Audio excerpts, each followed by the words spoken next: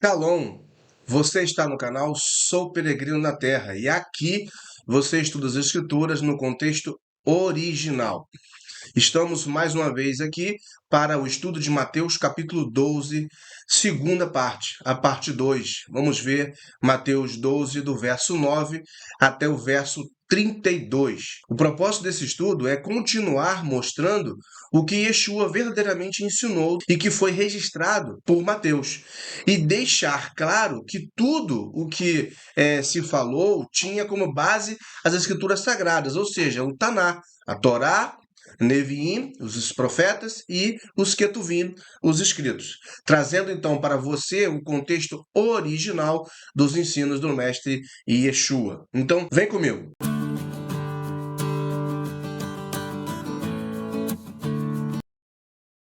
Recapitulando, vimos no último vídeo os versos 1 a 8 e a resposta ou o ensino que Yeshua deu aos que o questionou sobre o fato dele e de seus talmidim terem colhido e comido trigo no Shabat.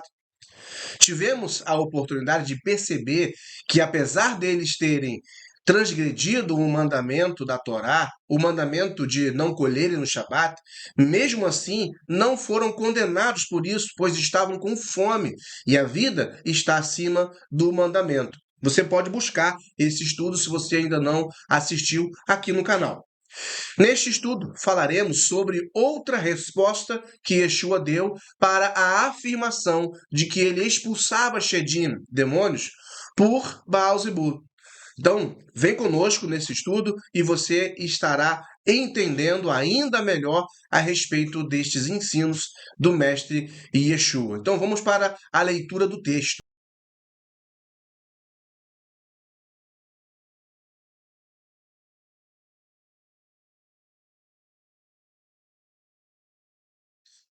Mateus, capítulo 12, do verso 9 ao 32, diz o seguinte: Saindo daquele lugar, dirigiu-se à sinagoga deles. E estava ali um homem com uma das mãos atrofiada. Procurando um motivo para acusá-lo de algo, eles lhe perguntaram: É permitido curar no Shabat? Entretanto, Yeshua respondeu: Se tiverem uma ovelha que cair em um buraco no Shabat, qual de vocês não a pegará e tirará de lá? Quanto mais vale um homem que uma ovelha. Portanto, é permitido fazer o bem no Shabat. Então, ele disse ao homem: Estenda a sua mão. Ele a estendeu e ela foi restaurada. E ficou boa como a outra. Então, os perushim, fariseus, saíram e começaram a conspirar sobre como poderiam eliminar Yeshua. Sabendo disso, ele se retirou daquele lugar. Muitas pessoas o seguiram e ele curou todas, mas advertiu-as de que não dissessem quem ele era. Isso aconteceu para cumprir o que disse o profeta Yeshayahu. Aqui está meu servo, a quem escolhi, meu amado, em quem me agrado. Porei meu espírito sobre ele, e anunciará justiça aos gentios. Ele não discutirá, nem gritará. Ninguém ouvirá sua voz nas ruas. Ele não quebrará o caniço rachado, não apagará o pavio fumegante, até que leve a justiça à vitória. Em seu nome, os gentios porão sua esperança. Verso 22. Então, algumas pessoas levaram até ele um homem cego e mudo, controlado por demônios. Yeshua o curou, de modo que ele pôde falar e ver. A multidão ficou assustada e perguntou: Não poderia este ser o filho de Davi? Entretanto, quando os perushim, fariseus, ouviram isso, disseram: É somente por Baal-Zebul, o chefe dos demônios, que ele expulsa demônios. Contudo, conhecendo o que eles pensavam, Yeshua lhes disse: Todo reino dividido contra si mesmo será arruinado, e toda cidade ou casa dividida contra si mesma não subsistirá.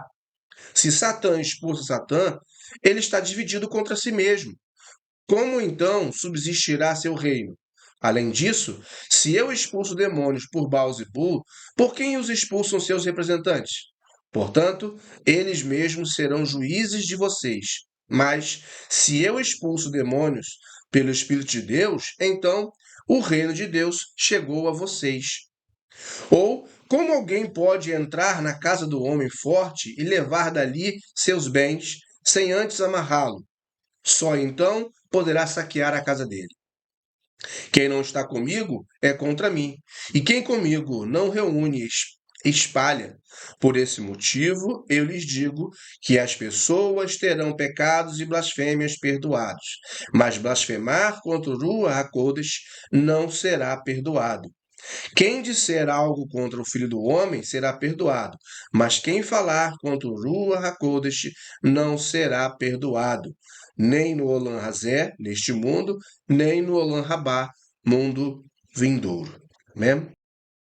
O verso 9 inicia com um termo que separa as ocasiões. Mateus utiliza esse termo para demonstrar que o que estava sendo tratado acabou, apesar da perseguição de alguns dos líderes religiosos permanecerem. O autor usa os termos saindo daquele lugar. Isso significa que Yeshua e seus talmidinhos, seus discípulos, tinham ido para outro lugar. Não estavam mais onde foram questionados sobre colher trigo para comer. Mas uma coisa é comum, ou seja, uma coisa não mudou. Ainda era o mesmo dia, era um Shabat.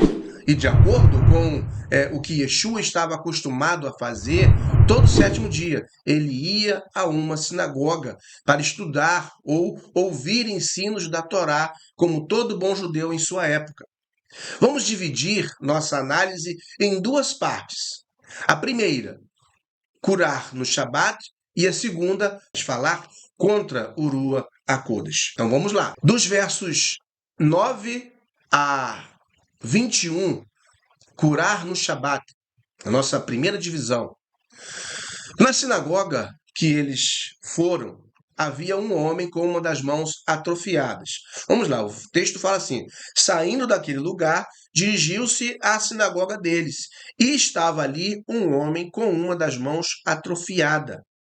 Procurando um motivo para acusá-lo de algo, eles lhe perguntaram: é permitido curar no Shabat? Entretanto, ele respondeu: se tiverem uma ovelha que cair em um buraco no Shabat, qual de vocês não a pegará e tirará de lá? Quanto mais vale um homem que uma ovelha. Portanto, é permitido fazer o bem no Shabat. Então vejam, é de propósito, tá? E buscando motivos para acusar Yeshua, que alguns daqueles fariseus, os perushim, lhe fazem esta pergunta: é permitido curar no Shabat? A cegueira religiosa daqueles homens era tanta que eles não percebiam o que estavam fazendo. A gana de encontrar motivos para acusar Yeshua era maior do que entender e colocar em prática o que aprenderam em todo o tempo que tinham de estudo. É um dos princípios da Torá fazer o bem ao próximo, seja que dia for, pois é mandamento amar o próximo como a nós mesmos. Basta lembrar o que está escrito lá em Levítico, na Torá, capítulo 19, verso 34. Diz o seguinte, acompanha na tela: o estrangeiro residente que viver com vocês será tratado como natural da terra. Amem-no como a si mesmos, pois vocês foram estrangeiros no Egito. Eu sou o eterno Elohim de vocês. Você vê que aqui Yeshua está se utilizando de mais um dos 7 princípios de Hillel para interpretar as escrituras. Já falei sobre isso no vídeo anterior. Aqui ele usa o princípio chamado de Kal Vachomer, que significa leve e pesado. Ou seja, se um princípio serve para uma coisa leve ou pequena, também serve para o que é pesado ou grande. Neste contexto, se o israelita tinha que amar o estrangeiro como a si mesmo, mais ainda ele deverá amar alguém de seu próprio povo. Por esse motivo, o mestre da Galilei, Yeshua, responde como encontramos nos versos 11 e 12. Veja o que diz, os versos 11 e 12. Entretanto, ele respondeu: se tiverem uma ovelha que cair em um buraco no Shabat, qual de vocês não a pegará e tirará de lá? Quanto mais vale um homem que uma ovelha. Portanto, é permitido fazer o bem no Shabat. Ele claramente usa esse princípio de Hillel, Calva Homer, leve e pesado. Se é justo tirar uma ovelha e livrá-la no Shabat do buraco, é justo fazer a cura de um homem no Shabat. Então, usando o modelo, o exemplo da ovelha no buraco, se é permitido salvar o seu animal no Shabat, mais ainda será permitido curar um homem no Shabat. E Yeshua ele dá esse exemplo de forma muito clara. Os fariseus não tinham argumentos e saíram da sinagoga. E o texto diz que começaram a conspirar sobre eliminar a Yeshua. As pessoas o seguiam e ele curava todas elas. E Mateus faz um midrash de Shayahu, capítulo 42, de 1 a 4, que nós lemos. O texto fala: aqui está o meu servo, a quem escolhi, falando do Mashiach. Meu amado, em quem me agrada. Olha o texto, tá? Que o profeta está falando, que o verbo usando a boca do profeta está falando. O mesmo texto a qual João e Yohanan ouviu o Eterno falar, quando ele estava imergindo, purificando Yeshua. Meu amado, em quem me agrado. Porei o meu rua, o meu mover, o meu poder sobre ele, e anunciará justiça aos gentios. Ele não discutirá, nem gritará. Ninguém ouvirá sua voz nas ruas.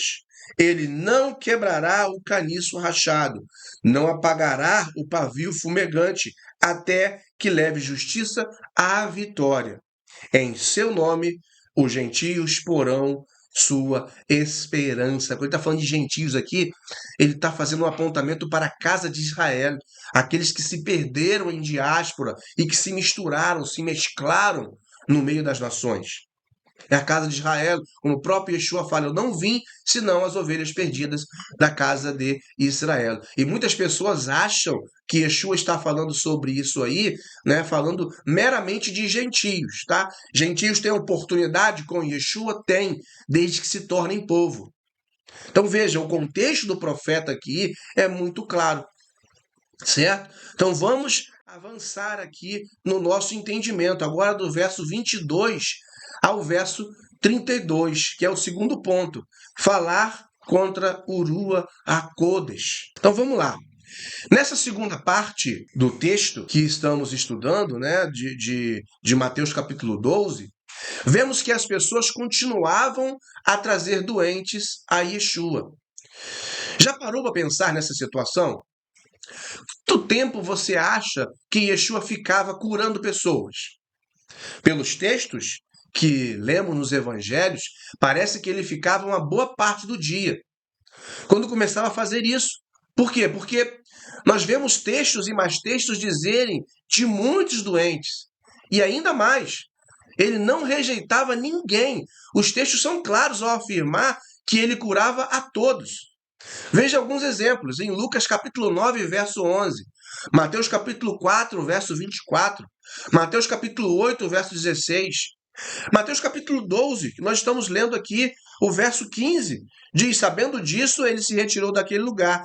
Muitas pessoas o seguiram e ele curou todas.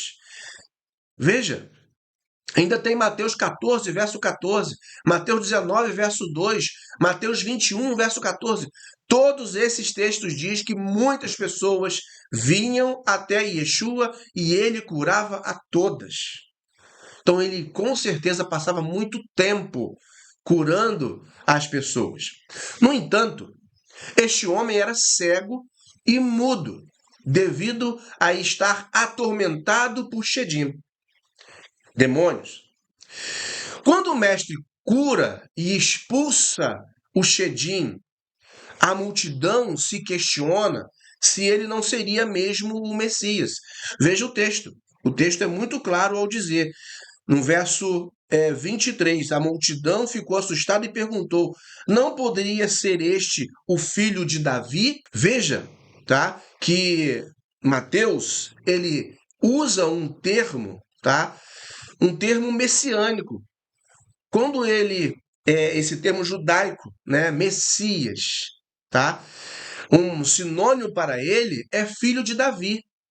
Quando Mateus escreve que as pessoas disseram não poderia ser este o filho de Davi, as pessoas estavam se questionando se aquele não era o Messias, se Yeshua não era realmente o Messias, por conta dos milagres que ele estava fazendo, dos sinais que estavam aparecendo a cada vez que ele fazia uma cura. Então, os fariseus afirmaram, contrariamente, que ele estava fazendo aquilo com a autoridade de Baal-zebul. E o texto fala, né?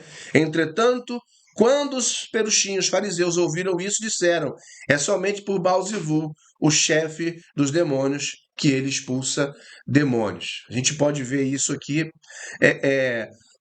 de forma. Você vê, as pessoas que estavam vendo as curas entendiam que ele poderia realmente ser o Messias.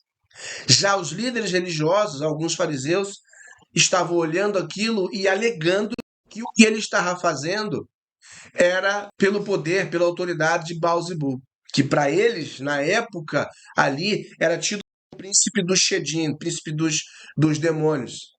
Embora o próprio contexto judaico não considera essa questão de haver um reino, um príncipe, um reinado de Shedim, de demônios. Mas olha como é que eles estavam com a mente tão deturpada.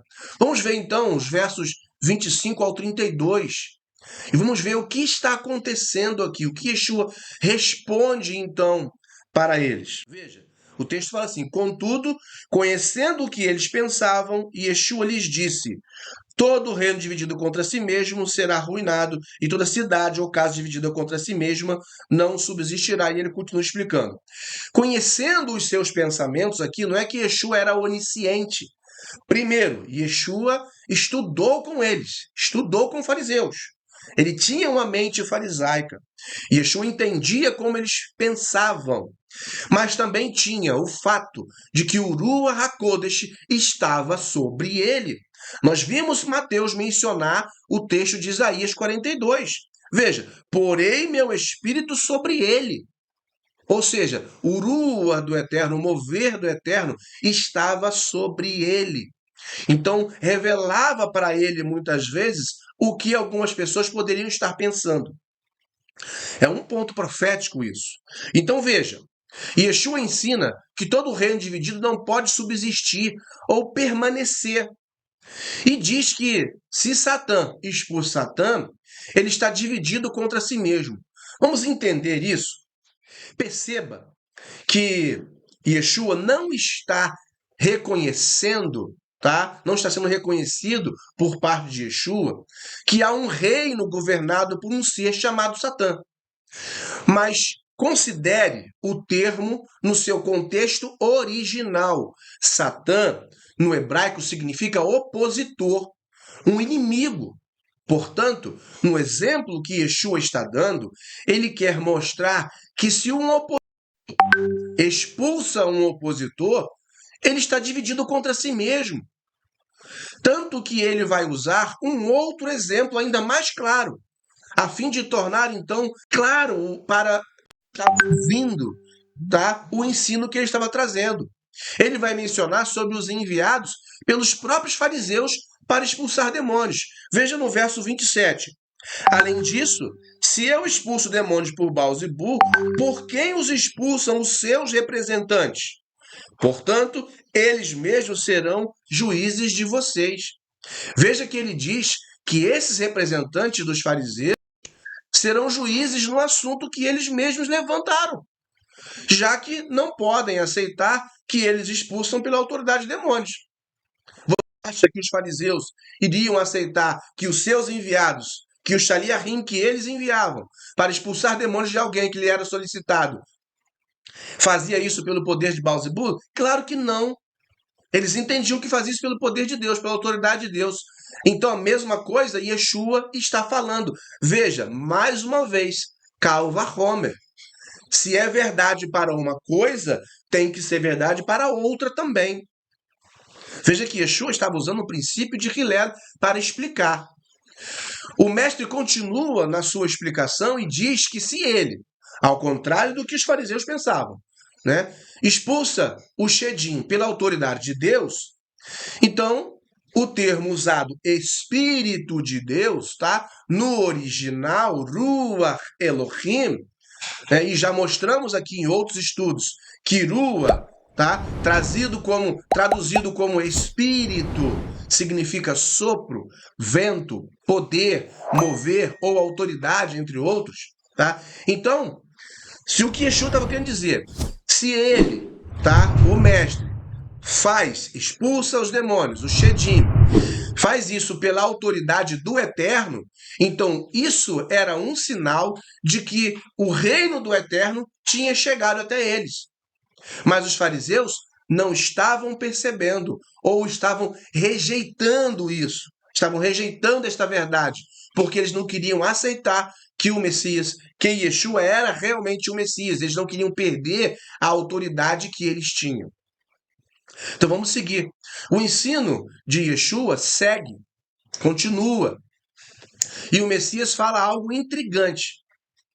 Veja no verso 29. Ou como alguém pode entrar na casa do homem forte e levar dali seus bens, sem antes amarrá-lo? Só então poderá saquear a casa dele. Isso é muito interessante.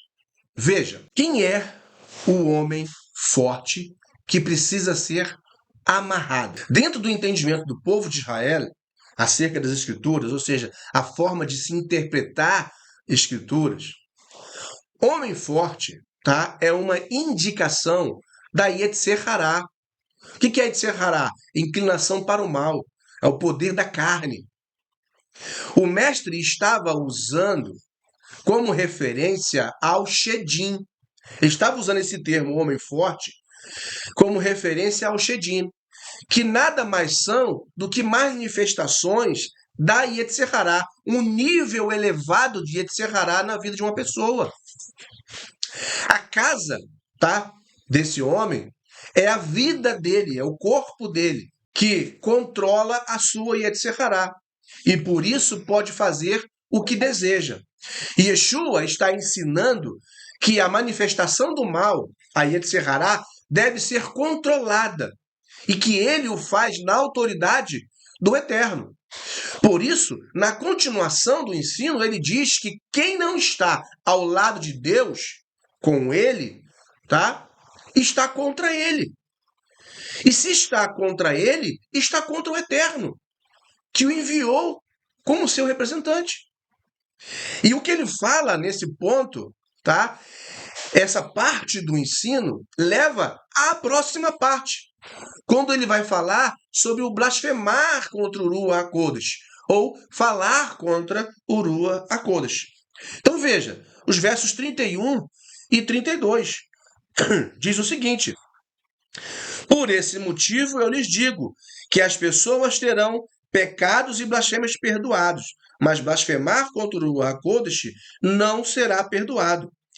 Quem disser algo contra o Filho do Homem será perdoado, mas quem falar contra o Ruach HaKodesh não será perdoado, nem no Olam Hazé, neste mundo, nem no Olam Rabá, mundo vindouro. Mundo vindouro. Então veja como que é isso. Nos versos 31 e 32 que nós acabamos de ler, estão a causa de muitos ensinos errados por causa da falta de compreensão. Compreensão de quê? Daquilo que Yeshua estava falando.